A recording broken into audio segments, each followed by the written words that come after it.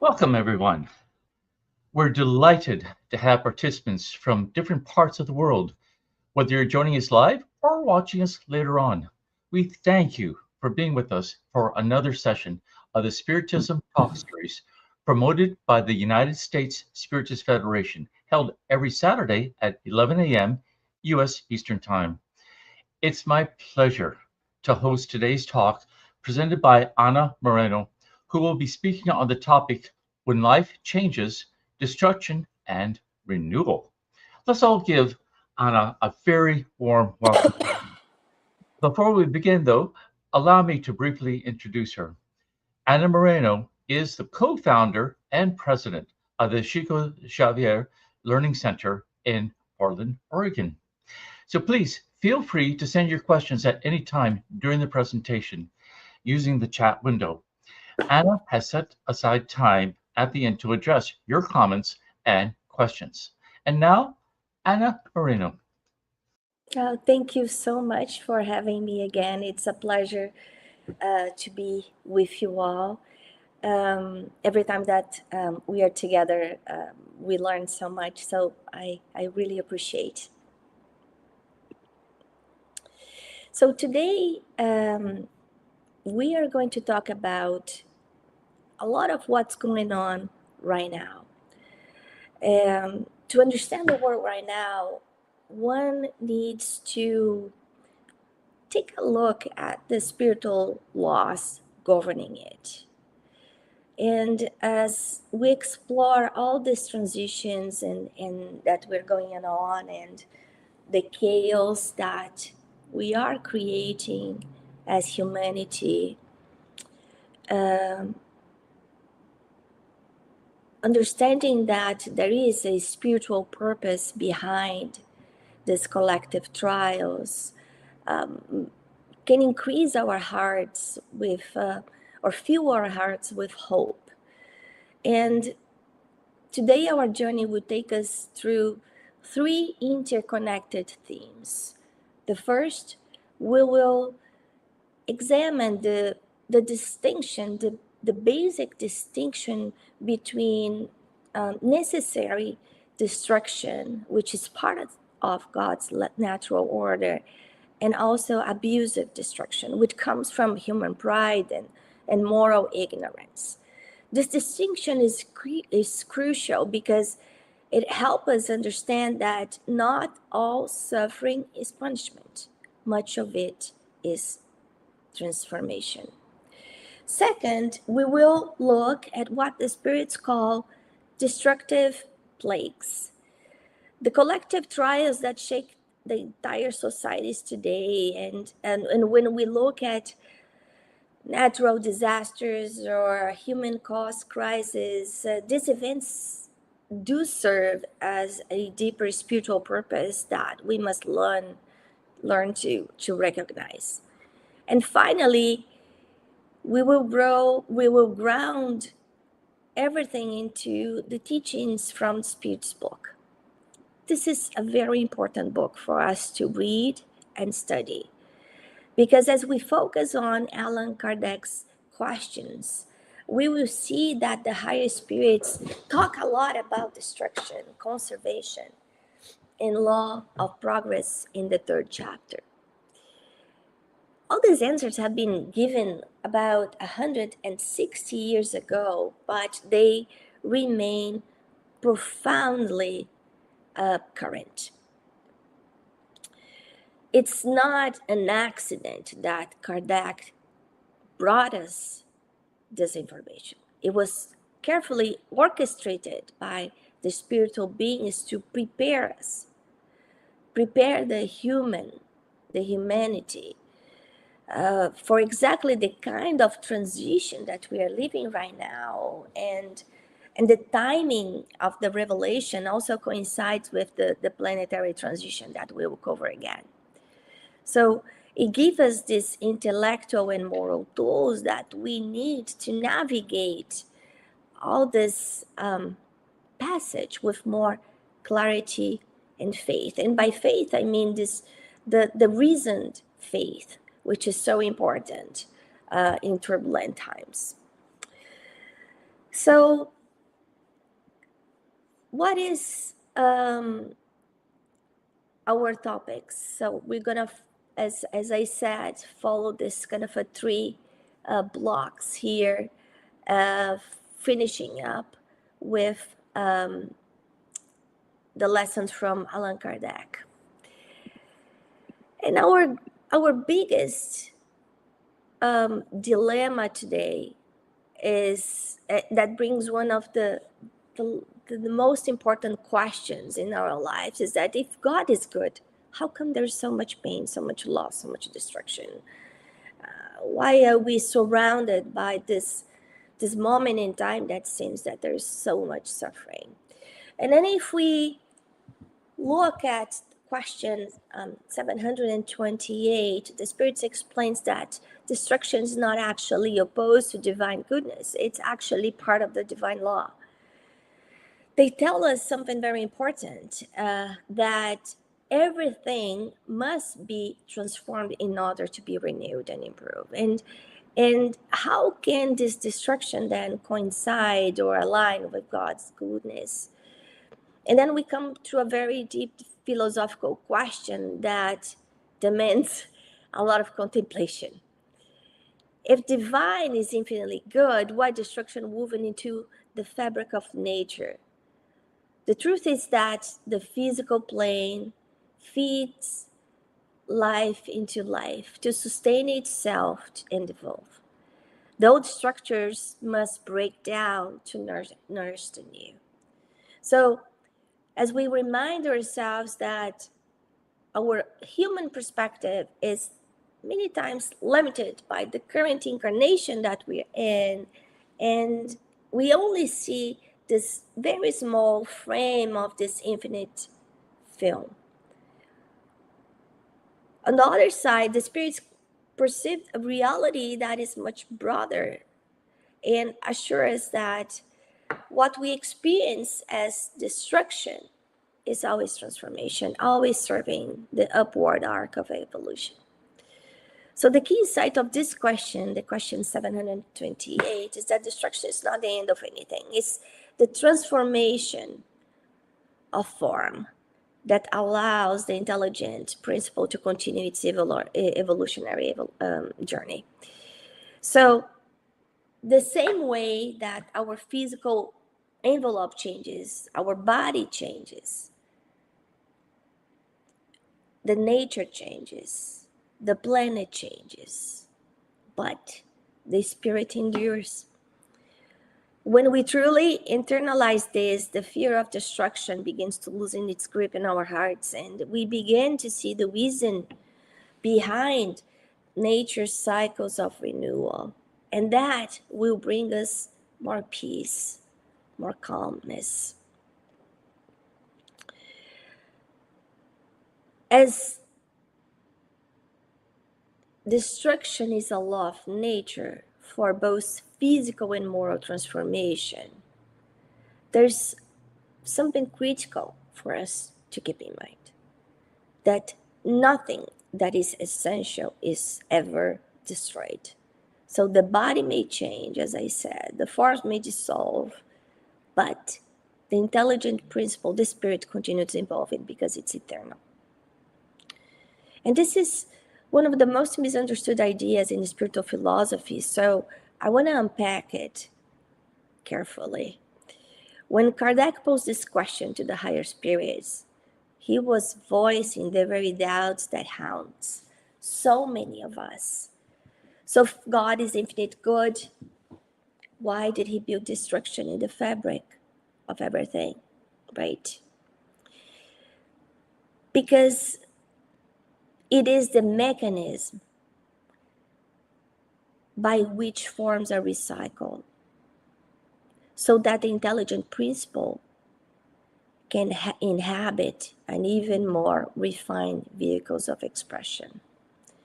And I love the example of the butterfly, because if we look at a caterpillar, it must dissolve almost entirely inside the cocoon before a butterfly can emerge. And if we were to open the cocoon midway, we would see something very unrecognizable. So this kind of organic chaos. Yet that apparent destruction is the very process that produces the wings. So the insight here is that this law of destruction is not only for the physical plane, but it applies also to our moral and psychological structures. Our beliefs, outdated values, rigid mental patterns also need somehow to be dismantled for spiritual growth. So nothing that is truly precious will be ever lost. It is only going to be transformed, elevated, and carried away unto the next phase. So let's go a little bit deeper about this destruction and looking at the abusive aspect of it. So as we continue to study a little bit more this philosophical aspect of Spiritism, on questions 734 and 35, Kardec asks directly, do human beings have the right to destroy one another? The answer is no. No. The spirits explain that destruction beyond necessity is a violation of God's law. Animals in nature, they destroy only for survival. But us as human beings, we have free will, we have intelligence, and we often destroy without need. And this destruction is derived by pride, by greed, by ignorance, and this is what is called abusive destruction. And there where responsibility becomes central. So let's pause and really absorb the weight of this distinction. We're saying that destruction is of divine law, part of the architecture of creation itself. But Kardec here draws a very sharp moral boundary, saying that there is a profound difference between the forest fire that clears that wood so the new seeds can reach the sunlight, with the arsonist who sets the same fire out of rage or greed. The first is serving nature, the second violates nature. So unlike animals who act from instinct, so they are not morally accountable, human beings act from choice. So every act of unnecessary destruction, where it's war waged for territory, a forest raised for profit, or even a harsh word spoken to wound another soul, carries a moral weight that the spirit must eventually reconcile. So what does that mean in terms of our current state of our collective soul and what it demands right now as we navigate this planetary transition? Jesus said in Matthew chapter 24, verse 12, that wars reveal cooling of love. Actually, in this prophetic sermon, Jesus is talking about the cooling of love, and that's exactly what war is this manifestation of scattered, agitated minds that don't have empathy anymore. It shows how far we have drifted from the core principle of universal brotherhood. So every human history, war has in its root a failure of this brotherhood. Whether we were fighting for, over more territory, resources, ideology, religion, the underlying cause is always the same: our inability to see the divine in each other. So in question 742 to 75, they say that wars are caused by the predominance of animal nature over spiritual nature, combined with the satisfaction of passions. So when us as human beings understand the justice and practice, the real justice and practice God's law, war will not exist anymore. The power of the new world, as we learn from Jesus, will be exercised through love, not force. So whoever loves the most, as he preached, governs the most.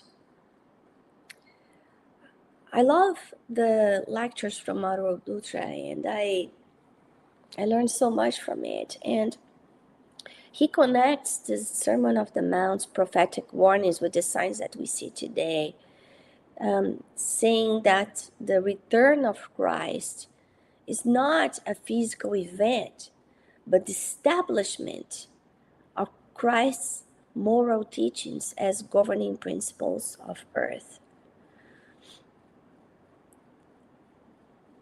Last month, I was able to go to a seminar in Florida that was organized by the Spiritist team in Florida, and it was talking exactly about that, about the age of Christ that needs to flourish in each one of our hearts at this moment. Make sure that in a period of so much pain, there are people that will really reflect and do the right thing, independently of what the rest of the society is doing, that many times is taking a completely different route. So we are living a crisis right now. We've lived through COVID, and we see natural cataclysms. Some are human-caused crises, and all of them are a profound shock to the system, to the organism that is called Earth, to us. So my background is in holistic healing, and we learn that when a body purges deeply rooted toxins, the symptoms often spike before the fever finally breaks. And I'm sorry. So Earth is currently in its healing crisis. The inequalities that were hidden before, maybe through centuries, are being exposed. The environmental damage that was ignored is manifesting itself as climate change.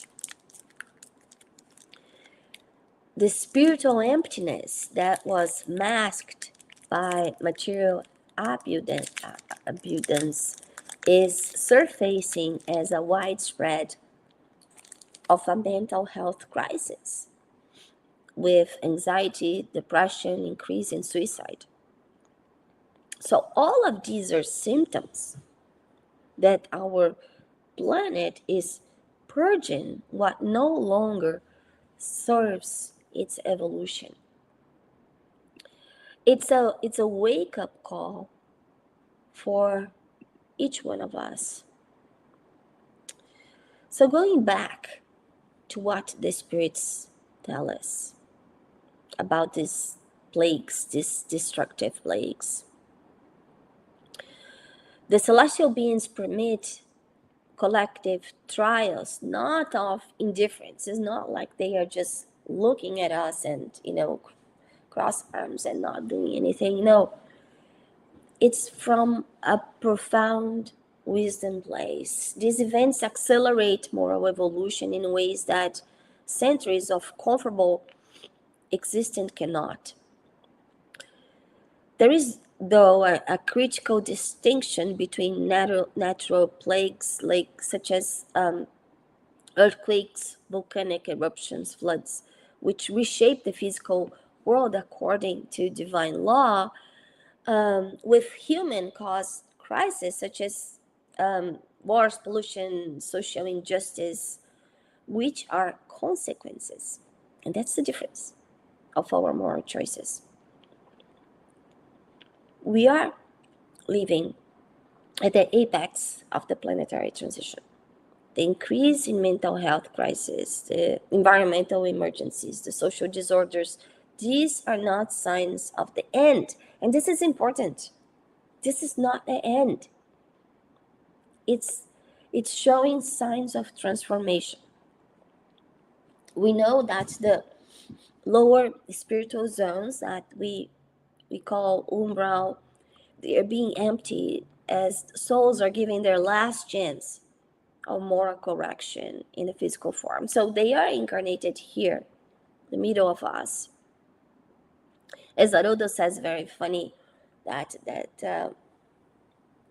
umbral is a good place to go right now because everybody's here. So at the same time, Jesus is also sending reinforcements. We are not left alone.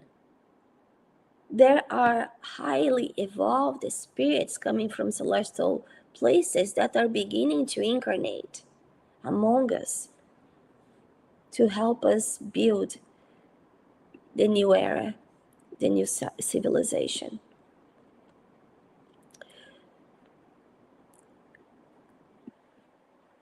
So as we said, all this purge, this mechanics works from a spiritual perspective and is actually involved in the governance of Earth's evolution. There are evolved spirits councils that we may call it like the spiritual hierarchy who oversee this progress, this change. We are not left alone. And if anything, I want everyone to live today with a message of hope. Think this way. When a loving parent does not want their child to fall from a bicycle and keeps kind of just holding the seat and holding the seat, I think we all went through that. We all have kids, teaching our sons and daughters how to ride a bike. But we don't want them to fall, so we keep kind of holding it. But at a given moment, we need to let it go. We need to let go and let our child learn to balance. We know fall is painful, yes. But by falling, they learn. They teach their muscles and their brain what amount of they teach their muscle and their brain the amount of balance that they need to carry. And this is something that we cannot explain with words. So if we look at the planetary transition as a school will not stop just because there are some lazy students who do not want to pay attention to teachers. No, the school cannot depend on the good or bad will of students. The school year moves forward. So, same way, God has established some timelines for us. There's a timeline for the planetary evolution. And he does not wait indefinitely. Now, this evolution depends on the collective. So, for us to move to the next level, to the next step, each one of us will need to become more united, more compassionate, more aware of our interconnection per se with each other. And we know that as any development, the evolution is not a sharp upward line, straight line. Many times it comes in zigzags. And every time this curve, we have a set down, we learn that it can be as an alarm clock for our spiritual lethargy. We rarely change when we are in our comfortable zone. That's the reality. It does require friction and pain for us to move forward many times. And this is the message of hope that we carry with us and we reflect on today's study. That doesn't matter how dark the night is, the dawn is guaranteed. Nature teaches us that every day. If you enjoy a hike, you know that it's a steep decline, but the summit is assured. So the spirits in every way are telling us the soul progresses always, without exception. Emmanuel, through Chico Xavier, on his series Living Springs, he talks about not losing hope. He says that the night might be long, but the morning will come. So we shall continue doing good. We shall continue studying, loving, because every small act of kindness is a step onto the staircase. This is the era of Christ. Every prayer is a light in darkness, and we must remind ourselves in such moments that we are never alone. We are not alone on this climb. And doesn't matter how turbulent today's world feel. The divine law is one of endless progress. We know that we will achieve a relative perfection at some point, such as Christ did.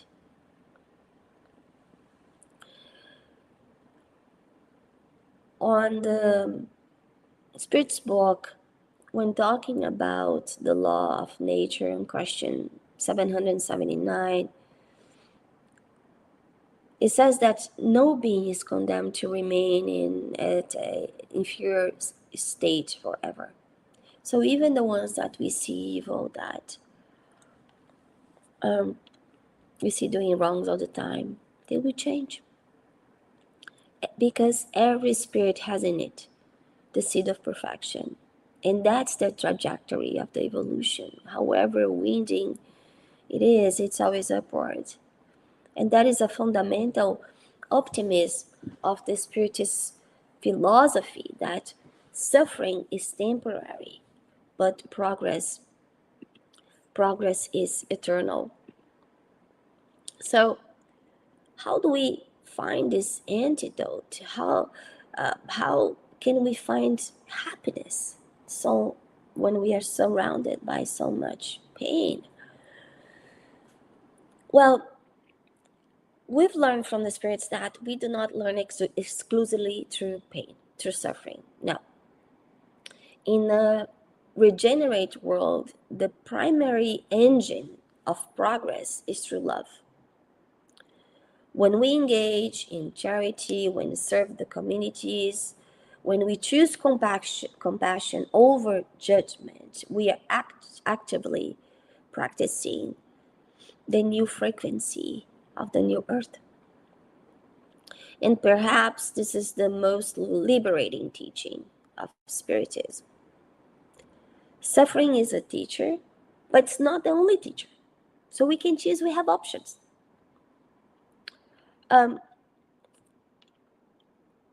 God employs gentler methods every day. This is in question 738. He has given us means to progress through knowledge, to experiencing good. We have been invited to be conducted by love and charity in this new era. And as we said, the one who loves the most will find this peace. This revolutionary principle is the antidote to the suffering, to the hopelessness that the current world is going through. So it's not more force, it's not more control, it's not more technology.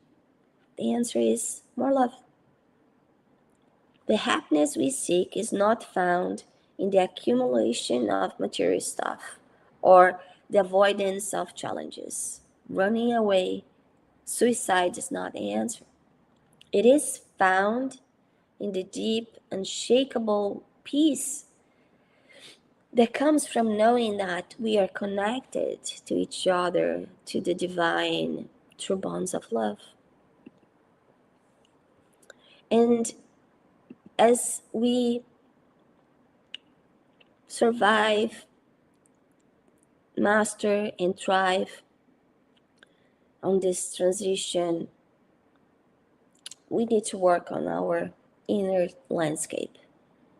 We cannot allow our minds to be hijacked by the external noise that we are surrounded by, opening social media, reading the news, or just going out on the streets. As we study ancient wisdom, we learn from them the contemplative traditions that can take our minds to different states as we learn to anchor our breath. By managing our breath, we can help maintain our peace no matter what happens outside. That's simple.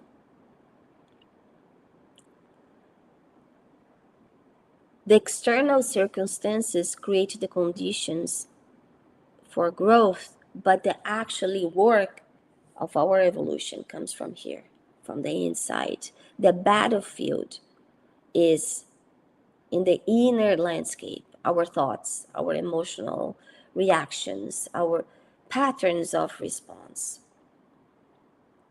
That's a real mental mastery,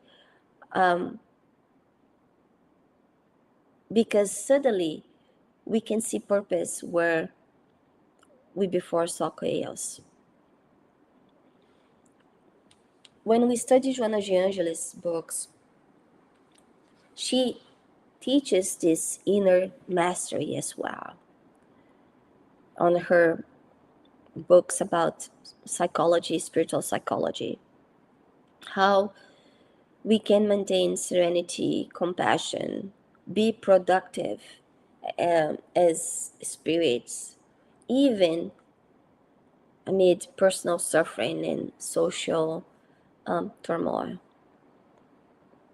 In this moment, this inner work is not optional anymore. It is essential for our mental health, for our ability not only to survive, but to live happily. And as I said, we are getting help. So there are some evolved spirits that are coming from higher grounds, either regenerative worlds or celestial places, that are coming to help us build a society that is more harmonic and more kind of filled with wellness. And that gives us a lot of hope, because then we see not only divine love, but the solidarity among the cosmos. It's like an older sibling helping a younger one navigate a difficult passage. We see people coming, spirits coming from other planets just to incarnate and help us in this critical moment. They will help us lead our entry to the new world of regeneration. They will set us the example with their greater emotional intelligence, with their greater ability to handle the feelings. They will come to architect the new era. So that's another message of hope for us. If we look outside and think, oh, everything is lost, it's not. We are not doing this alone. We do not need to accomplish this by ourselves.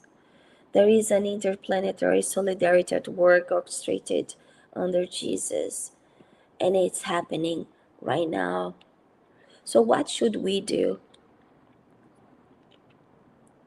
I want to go back to the parable of the 10 virgins, and that can be found on Matthew chapter 25, verse 1 to 13. It says that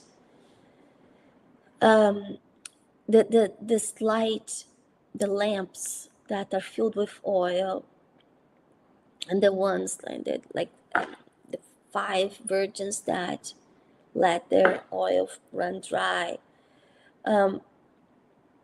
the oil represents our spiritual preparation. So we see that there are 10 virgins and only half of them were careful enough to have olive oil, to keep their lights on. So as this oil represents our spiritual preparation for the new era, that means that we need to practice daily charity, prayer, we need to study, we need to work on our moral self-examination every night. And for that, there is a lot of perseverance behind it. It's not mere endurance or not a passive waiting, it's not inertial. This transition needs us to be active, joyful, steady, by understanding what's going on. Keeping our lamp lit is both our individual responsibility, but it's also a collective responsibility, because each person who maintains their moral integrity and spiritual practice becomes a point of light in the collective darkness. It's a reference for others. So this light represents our knowledge, our moral knowledge, our moral compass. Our responsibility as spiritists, as students, is not only to keep our lamps lit, but to share this light with others through service, compassionate listening, lending a hand, helping one another. This is what is going to make the difference to our own happiness, but also consoling those who are going through tough moments right now. So as we start to close our reflection today, I want to ground everything that we talked. There is a lot of content here. So as the old structures of society fall away, What remains is the strength of our spiritual connection to one another and the divine. We've seen through history civilizations risen, fallen, and being reduced to its spiritual legacy. The great empires are dust today, but the moral and spiritual truth are the ones that continue to contribute to human consciousness. Until today, think about the Greeks, what they did for us. This is because the true foundation of any society is not the material wealth, their military power, their technology achievements, is the quality of love and justice that governs the relationship between its people. We need to build our house on the rock so we can handle the storm. The rock is our spiritual understanding and our moral commitment. If we try to build our house on the sand, it will collapse because there's never material security. The true foundation of navigating this transition is in the internalization of this moral teaching, that it's not a religious dogma, but it's a daily lived practice. It needs to be a belief. The other thing is that Earth is not a runaway ship. Christ is our skipper. It's at the helm. And beneath all the political unrest, the environmental changes, our personal griefs and losses, we need to remember that we belong to God. And no one is ever truly abandoned by our Creator. So this should be an anchor of consolation that we must hold on, that we must put our hearts on during these tough times. As either collective or personal trials crash around us, knowing that we are not alone will keep us grounded. Belonging will keep us grounded. Knowing that there is this infinite intelligence and love that created us, that sustain us every moment of our path. We belong to God. We are of God. In chapter 84 from the book Vineyard of Light from Emmanuel, he reminds us beautifully that our essence is divine. Our intelligent principle that animates each one of us is the spark. It's a spark of the Creator, and no amount of physical destruction or moral trials or planetary upheaval will ever change that. This message is particularly fitting for our current moment. Even if a surgeon may call pain, he does that to heal. The incision hurts, the recovery is uncomfortable, but the result is the removal of what was causing the illness. So when we understand that this is like such as a divine surgery, it's a careful removal of cruelty, inequality, spiritual ignorance, and moral complacency of human civilization, we can bear the discomfort with more patience and even maybe with gratitude. And we know it's dark, but the dawn is coming. And the end of times that we read in the gospel doesn't mean the destruction of the planet. It means the end of cruelty. the moment humanity looks at the ruins of its prides and decides to rebuild using the blueprint of the gospel. The transition is not something that will help. I'm sorry. It will help. It will happen someday. It's happening right now. Every act of justice, every moment of compassion, every community that gathers to study spiritual truth is a root of the new world pushing through the soil of the old. The blueprint of the gospel is simple on its essence. Love God above all things and love your neighbors as yourself. When this blueprint becomes the operating system of human civilization, replacing the current operation system of competition, exploitation, and fear, the world of regeneration will arrive. So the dawn is not coming, it's here. It's visible. It's visible to those who have eyes to see. So with that, I want to thank you all for sharing your time and energy with me. And I invite you to trust the journey, do your part with love. Remember that you are deeply held by the universe. And as Emmanuel said, we are of God. Nothing is lost. No one is ever abandoned. And the dawn is already breaking on the horizon. So may each one of us have a blessed and peaceful weekend. And obrigada. Thank you so much.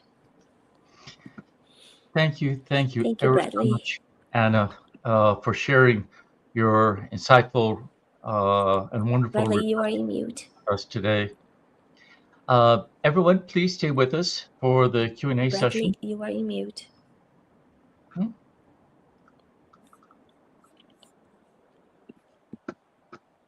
Can you hear me now?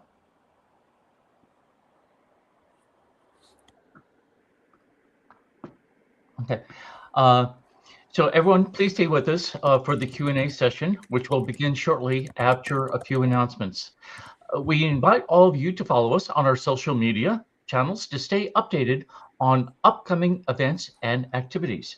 And don't forget to visit the USSF bookstore at spiritistbooks.us, where you'll find a wide selection of Spiritist books and several exciting new releases, including the 5 books of the Spiritist codification, both in English and Portuguese. It will soon be released in Spanish.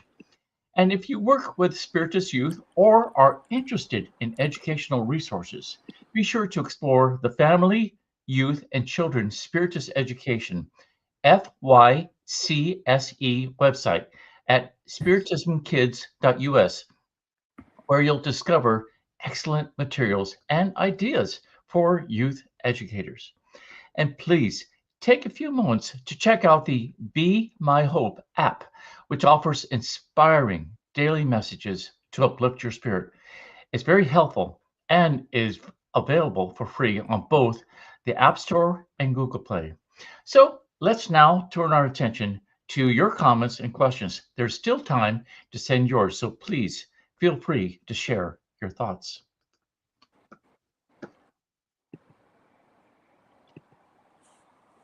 And the first is from the U.S. Spiritist Federation. Does the breakdown of old structures occur naturally by design or through our initiative as part of our transformation? It goes both ways. So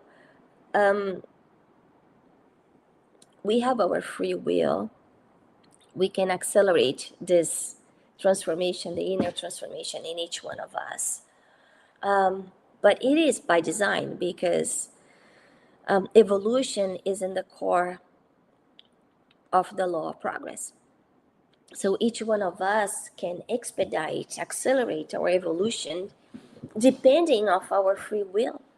So it's our initiative to make our transformation easier or harder, to make our eternity longer or shorter, optimizing the time that we are here, or focusing on is not gonna bring us to a better place. Very helpful. Thank you, Anna. And next question. Can a person still receive enough spiritual awareness if they are undergoing heavy trials of mind and or body? I like to see that heavy trials usually is alarm clock. It's a wake-up call.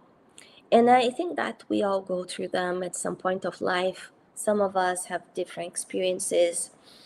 But if we look back, moments that were very difficult, such as a divorce or a cancer or the death of a loved one, a beloved one, how many of us can look back and truly say, I am a better person of myself after that? I learned so much. I learned to be more resilient. I learned to be more independent. I learned to be more compassionate. I learned to be more patient. I learned to give value to things that I didn't see before. So this past week, I was really sick in bed with bronchitis. I lost my voice. I couldn't breathe. And that's just this simple thing of not being able to take a full breath. How many times do we breathe today and we take that for granted? How many times we take for granted just being able to, get out of bed and do things? But sometimes the loss is that wake-up call that's okay. That's something that you should look in a different way. Very good. Thank you.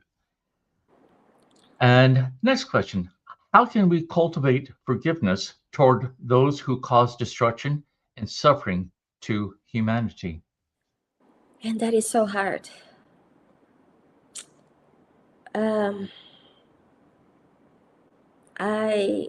I'm in a learning curve here because it's very easy for us to judge. But if we look that the person who is causing suffering is in a deeper pain stage, that no one is evil. No one was created evil by God. When we do wrong, it means that we perceive things wrong. So it's rooted in ignorance, not evilness. In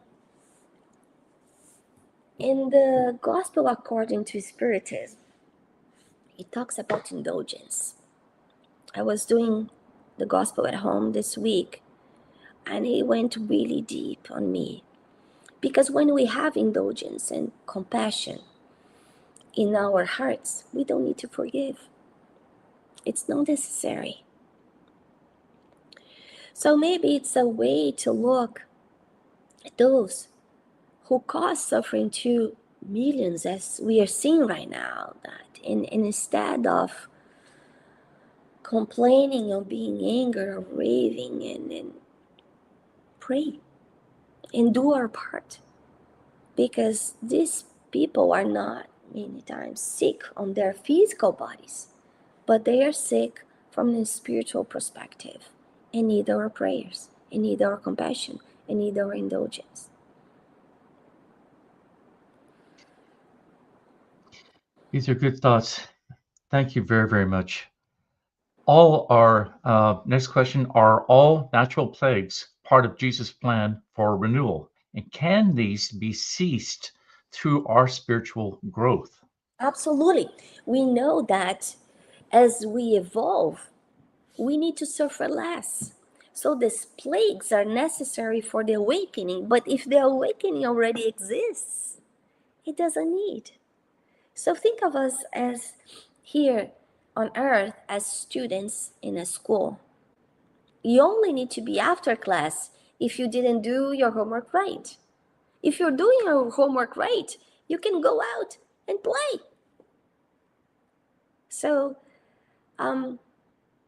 if we are having so much alarm clocks around us, all these plagues and sufferings and things going on that we cannot explain and say, oh my God, again. is because we need a wake-up call. And this wake-up call is an individual wake-up call, but it's also a collective wake-up call of solidarity, fraternity, compassion, and love. Good. Thank you. And what steps can help us generally forgive ourselves for past actions that cause pain or destruction while still taking responsibility for them? That's also a learning progress for me. But we cannot change our past. It's as simple as that.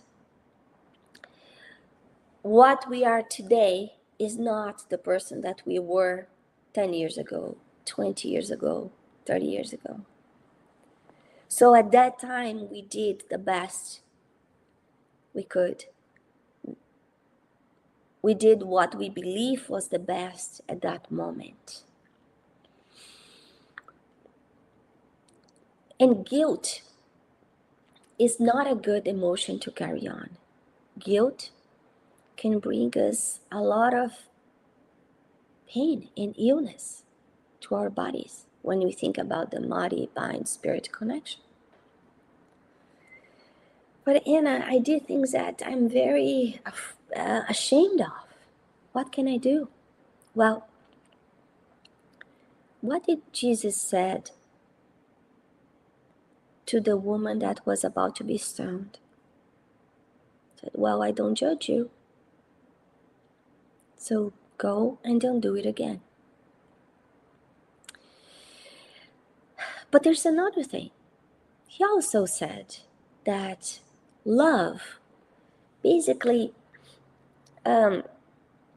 levels, repays all the wrongdoings that we did in the past.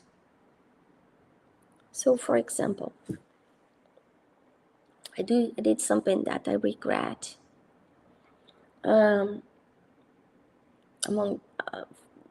an abortion, for example, when I was a teenager. Something that I would not do in my 50s with what I know right now. I cannot go back, but I can help other mothers that are thinking about abortion. I can help kids that don't have a home. I can love other people that need support and help and don't feel as desperate and alone as I felt when I was that age and I made that choice. So by helping others, we are also kind of quitting our debt to the law of love and justice. So my suggestion is that don't be attached to your wrongdoings. If you hurt someone, try to say I'm sorry and fix it. If you can't, then do good to others to honor that person. And in your heart, ask for forgiveness. But not only with words, but with actions. It's very helpful advice. And we have one other question. Can we measure or see progress in our individual spiritual growth? Yeah, that's a great question. Giorgio D'Angeli says that we need to look at ourselves on the mirror.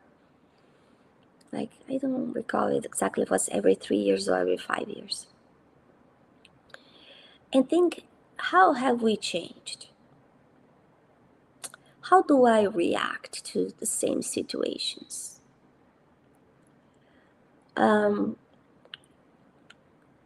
For an instance, some of us have been through cancer multiple times in our bodies with or around us, and we know that cancer is one of those experiences that it's a family experience. It's not only an individual experience.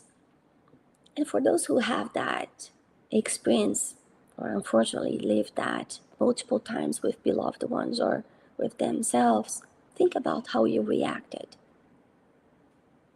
how you faced that in the past and then after. And I know that's a very harsh and abrupt and intense example. We can look at simpler examples, like, if my spouse, my partner says something that bothers me, before I would, scream or just shut the door or run away or say quits, what do I do now? Or maybe somebody just cuts me off on traffic. What do I do now versus 5 years ago? Or when I see someone in need, a friend that is in a hospital, what do I do now versus what I did 5 years ago? Or in the Spirit Center, what do I do now versus 5 years ago? Do I still just go there for taking the passes, or I am an active member? I help others. So it's this self-evaluation. The self-evaluation is the most secure way for us to recognize if we are making any progress. But that needs to be done every day. Okay. And we have a great one from Yasko Arakawa. Hi, Anna. Great material for reflections. From your talk, I understood that our suffering results in some extension from our failing to build our inner faith or our spiritual preparedness, exemplified in the two parables cited, to build our house on rock or to bring the extra oil for our lamps. How to recognize earlier enough the dangerous path we are taking. I think it's the self-awareness, Yasko, and study. We need to study. So bringing more knowledge into our lives will increase the amount of reach and breadth that we have. For example, if I try to teach a kid, a 7-year-old kid, of calculus math, he will not understand. Or if it's a normal kid, he will need to first go through the basics of math. But as he grows and goes to high school or engineering school, he will be able to understand that. So there is a step-by-step staircase that we need to follow. Nature doesn't do jumps, neither do us. So this studying on the sense of learning new things, self-studying on the sense of the self-awareness, and also recognizing if what I am learning, I am applying. Because that's probably the biggest bridge that we need to cross here. It's easier to say, but how much of the gospel is inside of us? How much of the gospel we are applying every day? Are we being a light to others? Right?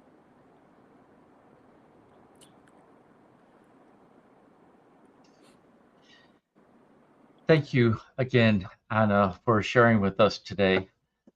And a heartfelt thanks to everyone who joined us for today's live talk, as well as to those who regularly follow our weekly Spiritism Talk series. Your continued engagement is truly appreciated. We invite you to join us again next Saturday at 11 a.m. U.S. Eastern Time for our next live session, when Joyce Malgalius will be exploring the topic, The Spiritist View on Motherhood. We look forward to having you with us. Anna, before we close, would you please share your final remarks and then lead us in the closing prayer? Well, I just want to thank you again for the opportunity of being here, the opportunity of making me reflect on all these subjects that are so important in the moment that we live right now. And I really hope that the content that we shared can help you feel more hopeful, knowing that we belong, that we are of God, and the dawn is coming. The dawn is here. So with that, let's close our eyes, connecting with our inner self, our guardian angel, the benefactors, to take care of our spirit center.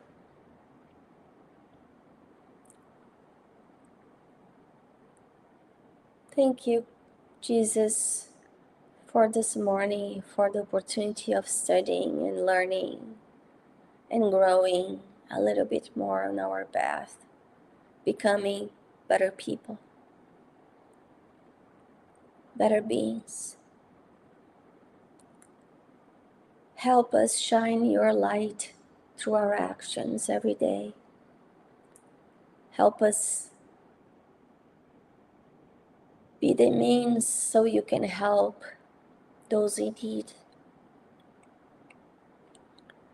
Provide us with the strength and faith so we can make better choices every day, and help us feel always that we are of God. Thank you.